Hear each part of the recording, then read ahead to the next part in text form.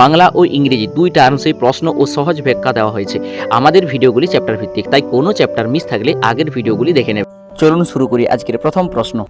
ভিগোৎস্কির মতে শিশুর শেখার ক্ষেত্রে মোর নলেজ আদার বা MKO বলতে কি বোঝায়? এ শুধুমাত্র শিক্ষক, বি শুধুমাত্র অভিভাবক, সি যে ব্যক্তি শিশুর তুলনায় বেশি জ্ঞান বা দক্ষতা সম্পন্ন, ডি শুধুমাত্র বন্ধু। সঠিক উত্তর হলো অপশন সি, যে ব্যক্তি শিশুর তুলনায় বেশি জ্ঞান বা দক্ষতা সম্পন্ন। মোর নলেজ আদার বলতে এমন ব্যক্তি বোঝায় যিনি শিক্ষার্থীর তুলনায় বেশি জ্ঞান বা দক্ষতার অধিকারী। তিনি শিক্ষক, অভিভাবক, বন্ধু বা অন্য কেউ হতে পারেন। ভিগোৎস্কি এই শেখাকে সামাজিক প্রক্রিয়া হিসেবে ব্যাখ্যা করেছেন। পরে প্রশ্ন 2, কোলবার্গের নৈতিক বিকাশ তত্ত্বে ল অ্যান্ড অর্ডার ওরিয়েন্টেশন কোন স্তরের অন্তর্গত? Option A pre conventional, B conventional, C post conventional, D moral relativism. সঠিক উত্তর হলো option B conventional. Law and order orientation Kohlberg এর নৈতিক বিকাশ তত্ত্বের কনভেনশনাল লেভেলের চতুর্থ ধাপ। এখানে ব্যক্তি সমাজের আইন ও নিয়মকে গুরুত্ব দেয়। পরে প্রশ্ন 3, রেডিনেস ফর লার্নিং ধারণাটি সঙ্গে কোন মনোবিজ্ঞানীর নাম যুক্ত? এখানে বিভিন্ন তত্ত্ব বা ধারণার পাশাপাশি একটা আমি ভিডিও আপলোড করব, কারণ প্রচুর ধারণা এবং তত্ত্ব আছে, একই সাথে পেলে আপনাদের সুবিধা হবে। এটার সঠিক উত্তর হলো option B Thorndike. Readiness for learning ধারণাটি এডওয়ার্ড থর্নডাইকের ল অফ রেডিনেসের সঙ্গে সম্পর্কিত। শিক্ষার্থী মানসিকভাবে প্রস্তুত থাকলে শেখা দ্রুত ও কার্যকর হয়। পরে প্রশ্ন 4, জোন অফ প্রক্সিমাল ডেভেলপমেন্ট বা জেপিডি বলতে কি বোঝায়? এ শিশুর বর্তমান বুদ্ধির স্তর, বি সাহায্য ছাড়া যা করতে পারে, সি সাহায্যের মাধ্যমে যা করতে পারে, ডি শুধুমাত্র ভাষাগত বিকাশ। এটা বেসিকটা বুঝতে হবে। জেপিডি হলো শিশু সাহায্যের মাধ্যমে যা করতে পারে, তাহলে নিশ্চয়ই সঠিক উত্তর হলো option C zone of proximal development বা জেপিডি হলো এমন একটি ক্ষেত্র যেখানে শিশু নিজে কাজটি নিজেই করতে পারে না, কিন্তু দক্ষ ব্যক্তির সহায়তা করতে সক্ষম হয়, সেই জন্য শিশুর সহায়তা প্রয়োজন। পরের প্রশ্ন 5, স্ক্যাফোল্ডিং ধারণাটি কার তত্ত্বের সঙ্গে সম্পর্কিত? এ পিয়াজে, B Vygotsky, C Gardner, D Freud. সঠিক উত্তর হলো অপশন বি ভিগোৎস্কি। স্ক্যাফোল্ডিং বলতে শেখার সময় প্রদত্ত অস্থায়ী সহায়তাকে বোঝায়। শিক্ষার্থী দক্ষ হয়ে গেলে এই সহায়তা ধীরে ধীরে সরিয়ে নেওয়া হয়। প্রশ্ন 6, পিয়াজের মতে শিশুরা প্রথম কখন কনজারভেশন ধারণা অর্জন করে?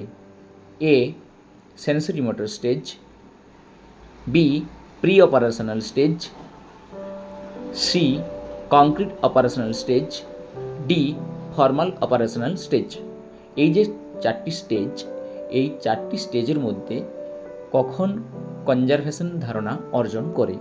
সঠিক উত্তর হলো option C concrete operational stage.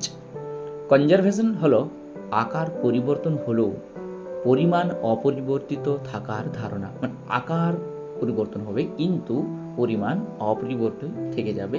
পিয়াজে এর মতে এটি 7 থেকে 11 বছর বয়সে গড়ে ওঠে। পরের প্রশ্ন 7, লার্নিং বাই ইনসাইট তত্ত্বের প্রবক্তা কে? এ থর্নডাইক, বি স্কিনার, সি কোলার, ডি প্যাভলভ। সঠিক উত্তর হলো অপশন সি কোলার। উলফগ্যাং কোলার এর ইনসাইট লার্নিং তত্ত্ব অনুযায়ী হঠাৎ করে সমস্যার সমাধান উপলব্ধি করা যায়। পরের প্রশ্ন 8, গার্ডনারের মাল্টিপল ইন্টেলিজেন্স থিওরিতে কয়টি বুদ্ধিমত্তার কথা প্রথমে বলা হয়েছিল? এ 5টি, বি 7টি, সি 8টি, ডি 9টি। সঠিক উত্তর হলো অপশন বি 7টি। হাওয়ার্ড গার্ডনার প্রথমে 7 ধরনের বুদ্ধিমত্তার কথা বলেন, পরে আরও বুদ্ধিমত্তা যুক্ত করা হয়। পরের প্রশ্ন 9, ইগো ধারণাটি কোন মনোবিজ্ঞানীর তত্ত্বের অংশ? A Erikson, B Freud, C পিয়াজে, ডি বান্ডুরা। সঠিক উত্তর হলো অপশন বি ফ্রয়েড। ফ্রয়েডের ব্যক্তিত্ব তত্ত্বে ইড, ইগো ও সুপার ইগো এই তিনটি উপাদান রয়েছে। ইগো বাস্তবতার ভিত্তিতে সিদ্ধান্ত গ্রহণ করে। পরের প্রশ্ন 10। ব্যান্ডুরার মতে শেখার প্রধান মাধ্যম কি? A trial and error, B conditioning, C observation and imitation, D reinforcement. সঠিক উত্তর হলো option C observation and imitation. Albert Bandura এর সোশ্যাল লার্নিং থিওরি অনুযায়ী মানুষ পর্যবেক্ষণ ও অনুকরণের মাধ্যমে শেখে। এই তত্ত্বে মানুষ পর্যবেক্ষণ ও অনুকরণের মাধ্যমে শেখে। প্রশ্ন 11। ইন্ডাস্ট্রি ভার্সেস ইনফিরিয়রিটি কোন বয়সের সঙ্গে সম্পর্কিত? এ 0 থেকে 1 বছর, বি 1 থেকে 3 বছর, সি 6 থেকে 12 বছর, ডি 12 থেকে 18 বছর। সঠিক উত্তর হলো অপশন সি 6 থেকে 12 বছর। এরিক এরিকসনের সাইকোসোশ্যাল ডেভেলপমেন্ট থিওরি অনুযায়ী ইন্ডাস্ট্রি ভার্সেস ইনফিরিয়রিটি পর্যায়টি 6 থেকে 12 বছর বয়সে দেখা যায়। এই সময় শিশুরা কাজের মাধ্যমে দক্ষতা অর্জন করতে চায়। বারবার ব্যর্থ হলে হীনমন্যতা বা ইনফিরিয়রিটি তৈরি হতে পারে। প্রশ্ন 12। ল্যাটেন্ট লার্নিং ধারণাটি কে প্রদান করেন? ল্যাটেন্ট লার্নিং ধারণাটি কে প্রদান করেন? A Tolman, B Skinner, C Thorndike, D Pavlov. সঠিক উত্তর হলো অপশন এ টলম্যান।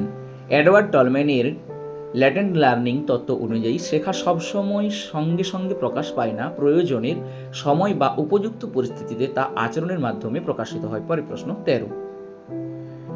কোনটি ইন্ট্রিনসিক মোটিভেশন এর উদাহরণ?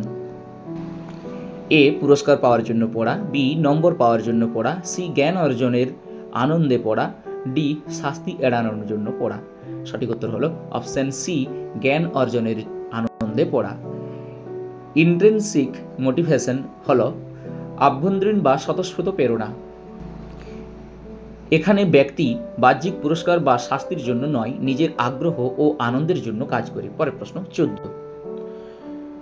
শেফালো কডাল প্রিন্সিপাল কোন বিকাশের নীতি? এ সামাজিক বিকাশ, বি ভাষাগত বিকাশ, সি শারীরিক বিকাশ, ডি নৈতিক বিকাশ। সঠিক উত্তর হলো অপশন সি শারীরিক বিকাশ। শেফালোকডাল প্রিন্সিপাল অনুযায়ী শিশুর বিকাশ মাথা বা হেড থেকে পা বা টোয়ের দিকে অগ্রসর হয়। উদাহরণস্বরূপ শিশু প্রথমে মাথা নিয়ন্ত্রণ করতে শেখে, তারপর ধর এবং পরে পা নিয়ন্ত্রণ করতে শেখে। আজকের লাস্ট প্রশ্ন, প্রশ্ন নম্বর 15। অ্যাসেসমেন্ট ফর লার্নিং বলতে কি বোঝায়? খুবই গুরুত্বপূর্ণ প্রশ্ন এবং এটা রিপিটেড প্রশ্ন। এ শুধুমাত্র চূড়ান্ত পরীক্ষা, বি শেখার উন্নতির জন্য মূল্যায়ন, সি বার্ষিক পরীক্ষা, ডি বোর্ড পরীক্ষা। সঠিক উত্তর হলো অপশন বি শেখার উন্নতির জন্য মূল্যায়ন। অ্যাসেসমেন্ট ফর লার্নিং হলো এমন মূল্যায়ন পদ্ধতি যা শিক্ষার্থীর শেখার অগ্রগতি নিরীক্ষণ করে এবং শেখার মান উন্নত করার জন্য তাৎক্ষণিক ফিডব্যাক প্রদান করে। এটি ফরমেটিভ অ্যাসেসমেন্ট নামেও পরিচিত। ভিডিওটা ভালো লেগে থাকে তাহলে ভিডিওটি একটি লাইক করে দিন, আর যদি আমার চ্যানেলে নতুন হয়ে থাকেন তাহলে অবশ্যই চ্যানেলটি সাবস্ক্রাইব করে নিন। আজকের ভিডিওটি এখানে শেষ করছি। যারা ডব্লিউবি টেট ও সিটেটের প্রস্তুতি নিচ্ছেন তাদের কাছে একটি অনুরোধ, ভিডিওটি আপনার বন্ধু বান্ধব এবং অন্যান্য পরীক্ষার্থীদের সঙ্গে শেয়ার করে দিন যাতে তারাও উপকৃত হতে পারে। টার্গেট পয়েন্ট নলেজ জন্য মূলত সিডিপি এবং বিভিন্ন বিষয় প্যাডাগজি নিয়ে নিয়মিত চ্যাপ্টার ভিত্তিক ভিডিও আপলোড করা হয়, কারণ টেট পরীক্ষায় এই অংশ থেকে প্রায় 90 নম্বরের প্রশ্ন আসে। নিয়মিত এমন গুরুত্বপূর্ণ ভিডিও পেতে চ্যানেলটি অবশ্যই সাবস্ক্রাইব করে আমাদের সঙ্গে থাকুন। ধন্যবাদ, আবার দেখা হবে পরবর্তী ভিডিওতে।